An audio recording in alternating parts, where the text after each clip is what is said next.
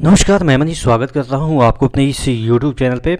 दोस्तों, रेलवे में loco pilot को लेकर काफ़ी हलचलें मची हुई है कि लोको पायलट की कमी की वजह से जिस तरह से दुर्घटना हुई या लोको पायलट को ज़्यादा आवर तक वर्क कराने की वजह से दुर्घटना हो रही है।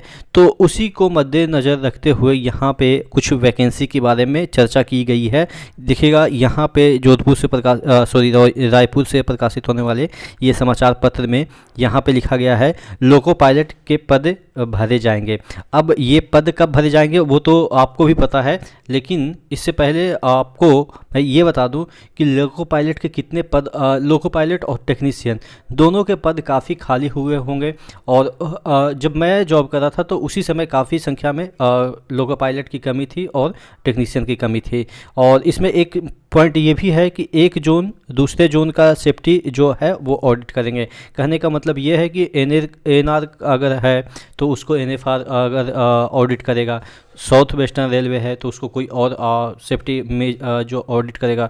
अगर हम बात करें जोनल डिवीज़न की तो एक डिवीज़न दूसरे डिवीज़न का आपका जो सेफ्टी है वो ऑडिट करेगा। तो ये चलो इंटरनल मैटर है, इससे हमें कोई मतलब नहीं है कि इंटरनल वो सेफ्टी ऑडिट कैसे करते हैं। लेकिन बात रही जहाँ तक कि आपके लोको पायलट की वैकेंसी की, तो यहाँ पे बताई जा रही है कि लोको पायलट की वैकेंसी जो है वो जल्द ही आने वाली है। यहाँ पे तमाम इतने बड़े चीज़ों में जो लिखा गया है, बताया गया है कि कैसे ऑडिट होगा, कैसे वैकेंसी आएगी, उस पर मैं चर्चा कर रहा हूँ। तो कहने का मतलब ये है कि आपकी वैकेंसी तकरीबन 40 से 45 हज़ार के अराउंड में मिनिमम की मैं बात कर रहा हूँ। इसके एवं हो सकता है कि 50 से 60 हज़ार के अराउंड आपके लोको पायलट और प्लस टेक्नीशियन दोनों मिला के 60 से 62 हज़ार के अराउंड आपके फिर से दोबारा आने वाले हैं। क्योंकि चूँकि देखिए, प्राइवेटाइजेशन का जो मुद्दा है वो चरम सीमा पे है कि उसको कम रिड्यूस किया जाए, क्योंकि सेफ्टी में बड़ा दिक्कत हो जाती है। क्योंकि जो बहुत सारे ऐसे पोस्ट हैं जहाँ पे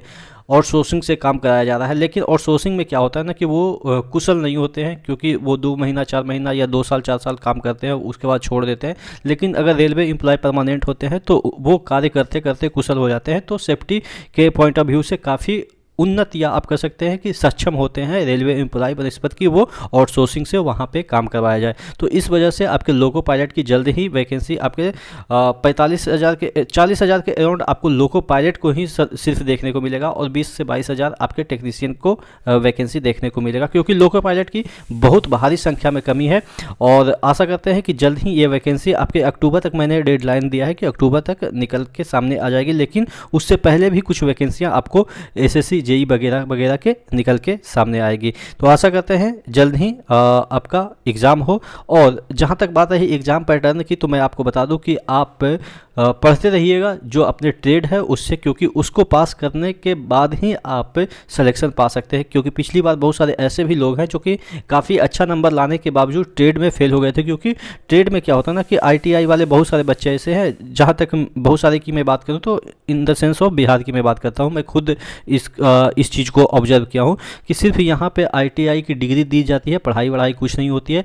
आप साल भर या 2 साल का अगर कोर्स होता है तो 2-4 दिन जाते हैं इंस्टीट्यूट, और उसके बाद पैसा देते हैं और डिग्री मिल जाती है, और एग्ज़ाम देने की भी ज़रूरत नहीं, कोई और आपके बदले एग्ज़ाम भी दे देता है। तो ये सब चीज़ें होती है जिसकी वजह से आपको ट्रेड की नॉलेज काफ़ी कम होती है। और जहाँ तक बात रही टेक्निकल, उसमें क्वेश्चन पूछे जाते हैं तो बहुत सारे वर्ड आपको समझ में नहीं आएंगे। रजिस्टर, ट्रांजिस्टर, क्या क्या चीज़ें उसमें होती है। अगर हम इलेक्ट्रिकल पॉइंट ऑफ व्यू से पूछे तो मैकेनिकल में कुछ और, पिस्टन वगैरह कैसे काम करता है, क्या इसका एनर्जी एफिशिएंसी क्या क्या है, तो ये सब चीज़ें अगर पूछी जाती है तो आप टे बोल जाएंगे। तो इस वजह से आपको कम से कम तो उसमें उस फील्ड में थोड़ा सा कम से कम वर्ड का नॉलेज होगा, तभी आप आगे पढ़ पाएंगे। तो कम से कम थोड़ा सा बीच बीच में समय मिले तो ट्रेड से भी आप देखते रहिए कुछ क्वेश्चन, जिससे कि इन फ्यूचर जब भी आपका एग्ज़ाम हो तो आप सफ़र ना करें। क्योंकि अचानक जैसे ही आपका एग्ज़ाम होगी और ट्रेड के बारे में कुछ भी नॉलेज नहीं होगा तो आपको बहुत दिक्कत करना पड़ेगा।